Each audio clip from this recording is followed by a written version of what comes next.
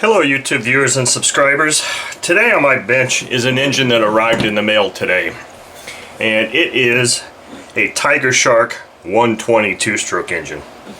Now, when I bought this engine on eBay, it was not like it was an accidental purchase, but I saw it. It was a bid auction. It was at a decent price.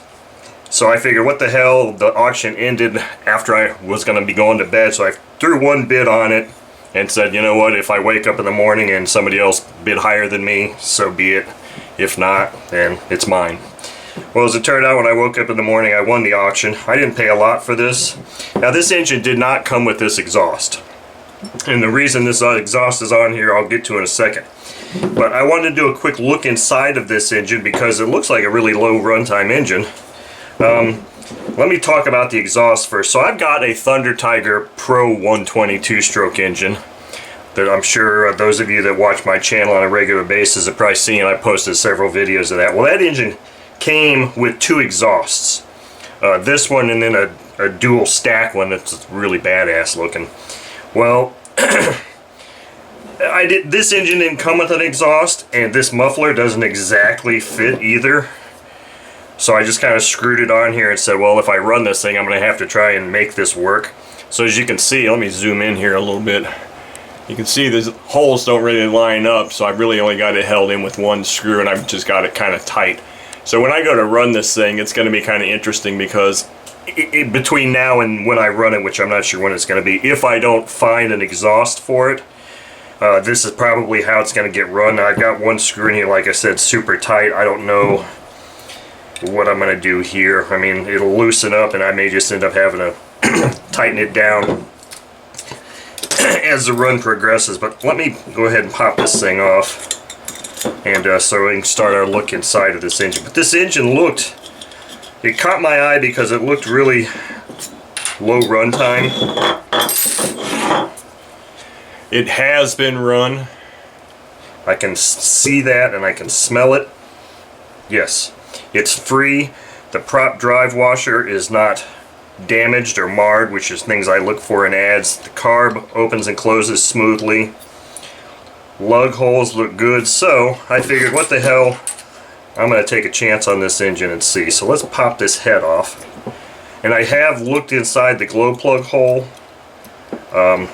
You couldn't really see a whole lot. I mean, it doesn't look like it's really carboned up. That's kind of why I'm going to go ahead and just pop this head off real quick, so we can I can kind of get a little bit of an idea of about how much runtime it's got on it. It doesn't look like it's got more than 3-4 tanks, if even that. So this should be a fun one to run.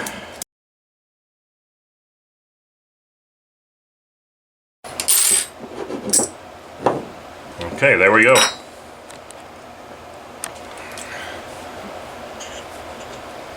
It is, I can't tell, is that an ABC? Looks like it's an ABC engine. And it looks like it has fairly low runtime. So, yeah, look at the inside of the head there is almost completely clean.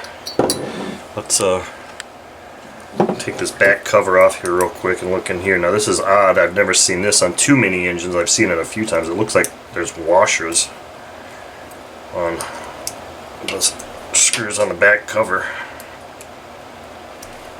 So I've never had a Tiger Shark engine. It's yet another one of those engines that was, you know, probably a copy of somebody made in China. I don't know if it's an original porting or original design or anything like that. Most everything made in China is a copy of something.